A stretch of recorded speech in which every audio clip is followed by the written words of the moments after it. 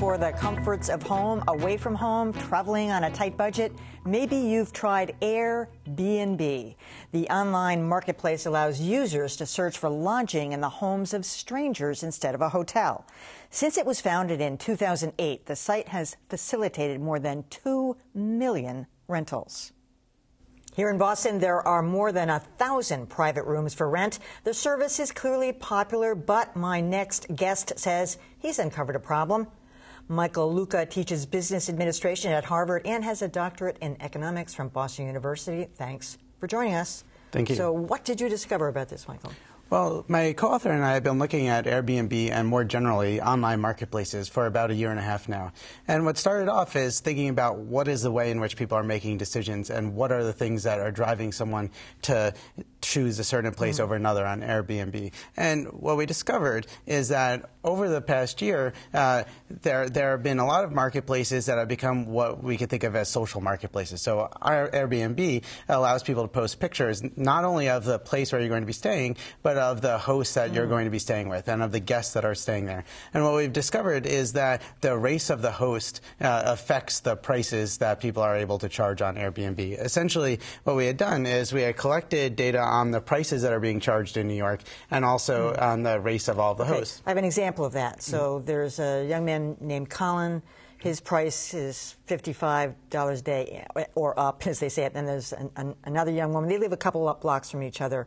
Hers is $79. Now, how do you know, Christy, that is? So how do you know whether it's the race or the location or, I mean, those spaces looked very, very different for me. So I couldn't tell whether one space was that much better than the other, you know what I mean? Sure. So how do you know it's the race that matters? Yeah, so this is an issue that we thought carefully a lot about. And what we had done is taken all the information that's available to people that are using Airbnb and use that same information as control variables in our estimates. So essentially what we could do is say for a very similar listing that has been rated to be in a similar location by a host that has otherwise similar characteristics, that the prices are very different. And controlling for everything, we see there's about a 12% price difference between black hosts and white hosts. Okay. But the host sets the price. So why is this a problem for Airbnb when you as a host or me or anybody could set the price any way they want? Why are African Americans setting it lower?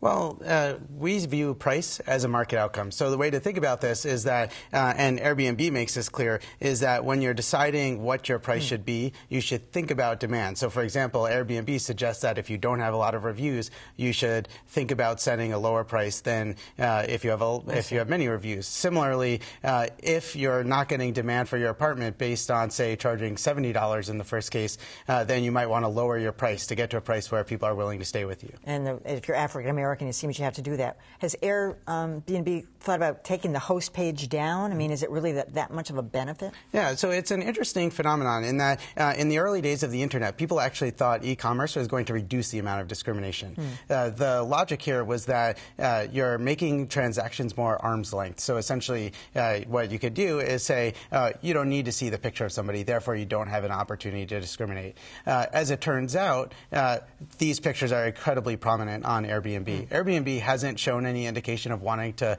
change the platform. That being said, there are a few changes that Airbnb can make to make this type of situation better. By the way, does this work the other way around? Are African Americans not choosing to go to white apartments because they might be more expensive, or does it just seem to be the one way? So from the estimates that we have, it seems to be all moving in one direction. Yeah, that white people don't want to go to apartments that are being hosted by black people. Oh, no. So we're seeing that the difference is robust. So what we've seen so far is that it seems to be a constant effect. That being said, we're still coding up data to see what is it about a guest that might not want to stay with somebody. Yeah. Anyway, this is a mystery to me. I don't know why anybody would want to do this in the first place. All right, Michael Luca, thanks so much.